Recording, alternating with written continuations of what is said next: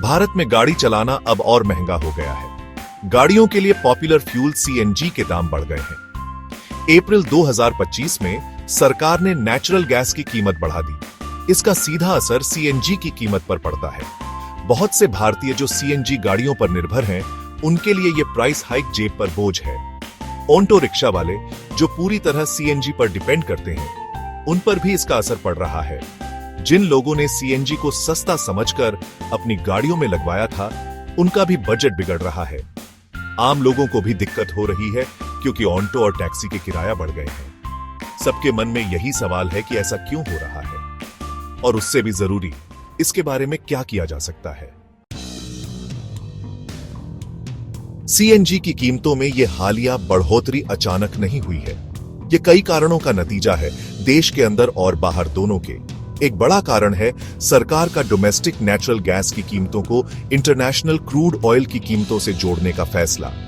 2023 में लागू हुई यह पॉलिसी डोमेस्टिक कीमतों को ग्लोबल मार्केट के हिसाब से लाना चाहती है, लेकिन इससे इंडिया इंटरनेशनल ऑयल मार्केट की अनस्टेबिलिटी से भी प्रभावित होता है। नेचुरल गैस की ग्लोबल कीमतों में फिर से बढ़ोतरी ने भी इसमें योगदान दिया है। हल्की सर्दी के बाद 2024 के मध्य में नेचुरल गैस की डिमांड बढ़ गई। इसके साथ ही सप्लाई में कमी ने ग्लोबल कीमतों को ऊपर धकेल दिया, जिसका असर इंडिया पर भी पड़ा, जो अपना नेचुरल गैस का एक बड़ा हिस्सा इंपोर्ट करता है। खास तौर पर पावर और इंडस्ट्रियल सेक्टर नेचुरल गैस पर बहुत ज्यादा निर्भर है। इन सब कारणों ने मिलकर मुसीबत खड़ी कर दी है, सीएनजी की कीमतें बढ़ा दी हैं और लोगों को परेशानी में डाल दिया है। सीएनजी की बढ़ती कीमतों का असर भारतीय समाज के अलग अलग हिस्सों पर देखा जा सकता है।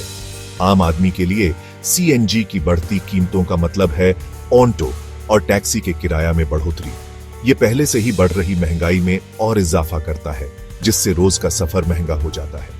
बहुत से लोगों के लिए, खासकर वो जो रोजाना पब्लिक ट्रांसपोर्ट पर निर्भर हैं, इसका मतलब है दूसरी जरूरी चीजों पर खर्च कम करना। ऑटो रिक्शा वालों पर, जो भारतीय शहरों का एक अहम हिस्सा है, इसका सीधा असर पड़ता है। सीएनजी उनके काम की जान है और बढ़ती कीमत सीधे उनकी कमाई पर असर डालती है। बहुत से ड्राइवर्स को कम मुनाफे की भरपाई के लिए ज्यादा घंटे काम करना पड़ता है, जिससे उनकी रोजी रोटी पर असर पड़ता है। छोटे बिजनेसेस पर भी इसका असर पड़ रहा है। डिलीवरी सर्विसेज, लॉजिस्टिक्स कंपनीज और दूसरे बिजनेसेस जो सीएनजी से चलने वाली गाड़ियों पर निर्भर हैं, उन्हें बढ़ते ऑपरेशनल कॉस्ट का सामना करना पड़ रहा है। सीएनजी की बढ़ती कीमत सिर्फ एक इकोनॉमिक इश्यू नहीं है, ये एक सामाजिक चिंता का विषय है। एक अस्थायी राहत, सरकारी हस्तक्षेप और उसकी सीमाएं। जनवरी 2025 में केंद्र सरकार ने दिल्ली के मुख्य सीएनजी वितरक इंद्रप्रस्थ गैस लिमिटेड को सस्ती लेगेसी फील्ड गैस की सप्लाई बढ़ा दी। चुनाव से पहले सीएनजी की कीमतों को स्थिर करने के लिए उठाया गया ये कदम लोगों को कुछ समय के लिए राहत देगा, लेकिन लॉन्ग रन में ऐसे कदमों का असर कितना होगा, ये कहना मुश्किल है। सस्ती गैस की बढ़ी हुई सप्लाई एक सीमित संसाधन है और ऐसे उपायों पर निर्भर रहना कोई स्थायी समाधान नहीं है।